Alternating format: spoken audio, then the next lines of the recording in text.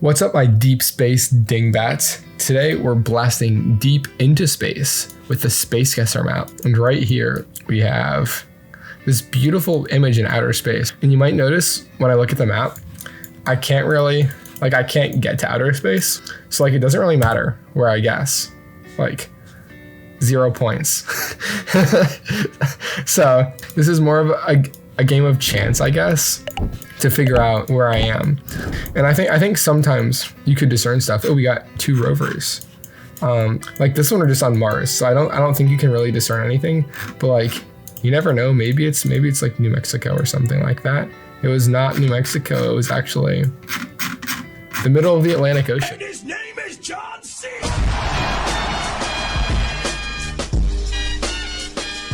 Who'da thunk it? Who'da thunk it? Here's another one, Mars, but there's a mountain. Maybe it's the middle of the Atlantic Ocean again. It was, in fact, Indonesia. Nice. And now we got the moon. Maybe this one's Florida, because where's Cape Canaveral? Is it this place? Somewhere around there. Oh, it was Angola. Fun fact, Angola looks like the moon now. Oh, there's people in this one. Wait. There's that one place in Canada. One of these islands that looks like, it's like a canyon and it trains for space. That's not it. Where is it? It was one of the flat ones, like this one. It has the things from the north. Is it like that? Me when I get the right island on an outer space map. And his name is John C. What can I say? I'm just subscribe. That's what I can say. Subscribe. Okay, so now we're playing a regular map because unfortunately the other map only had 5 locations. But you guys might be wondering why I decided to play an outer space map today. Or you might not be wondering that. But either way, I'm going to tell you because I feel like it. Wow, Kazakhstan. I was playing an outer space map because I'm taking an outer space class. I'm taking astronomy. I don't really know why I took astronomy because it's not important for my major in college at all. But I just decided to take it because sometimes you got to do that. And I had a lab last night, and one of our science buildings has an observatory on top, and we were looking in the observatory. But with the telescope, you can actually take photos. And so, where is this? 1 second, let me lock in right here. I'm confused because they're driving left.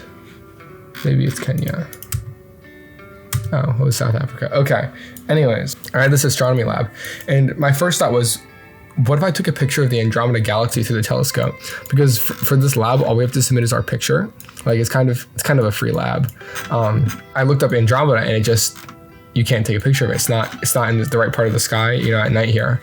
Unfortunately, not anywhere nearby. Maybe you could see it in the southern hemisphere or something like that. So then I was like, what if I look for a nebula? Because nebulae are so cool. It's these crazy gas clouds. And so I was like, what if I look for those? Turns out none of those are visible either. And so I'm kind of stuck. I'm like, what do I do?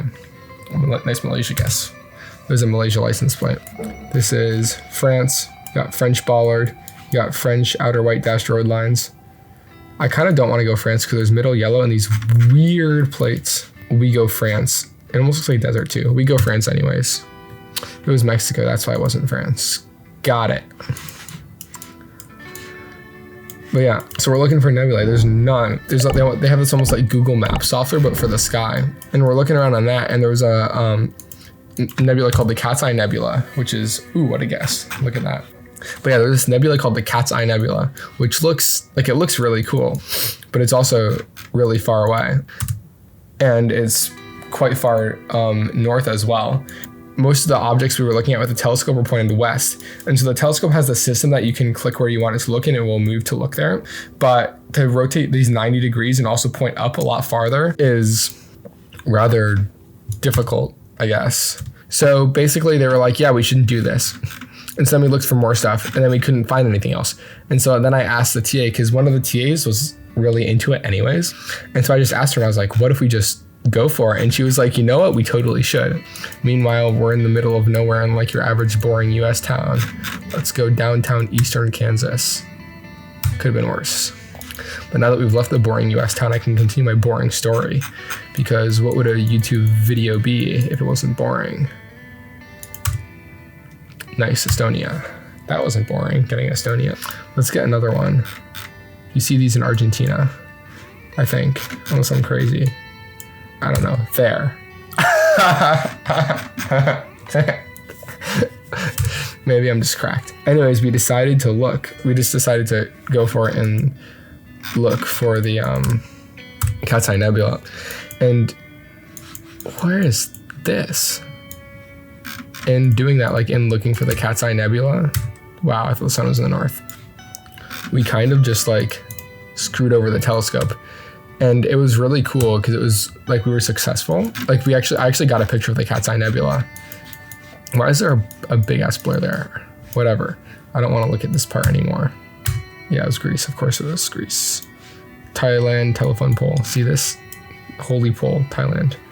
Unless it's Sri Lanka. Maybe I should check. I don't see anything. We go Thailand. Nice. But yeah, I kind of just screwed up the telescope because I had to rotate so far and then rotate all the way back. And there were 5 people in my lab, and I was the 4th one to go. So that meant that after we got this really cool picture of the Cat's Eye Nebula, it had to go all the way back to the west for the next guy, who decided he just wanted to look at the easiest object in the sky to find, which is Jupiter. At least for us at that time with the telescope. Meanwhile, beautiful Lesotho around. They tried for like 20 minutes to fix the telescope. Meanwhile, I'm just like sitting there like, this is really awkward. The other people with me are also like, this is really awkward. And we're all just sitting there. And then eventually we're like, let's just take a picture sitting right here. Cause at this point, like it's literally coming up on the end of the lab. And so they just like found the closest star to where they were already pointing. And they just took a picture of that and the lab ended. And thus concludes the story of how I had a really cool really cool astronomy lab. But there were some issues, I guess you could say. Oh my God, I'm hard throwing. Why did I think they were driving left? Wait, is that not the back of the Google car? Am I crazy? I am crazy. Yeah. Okay.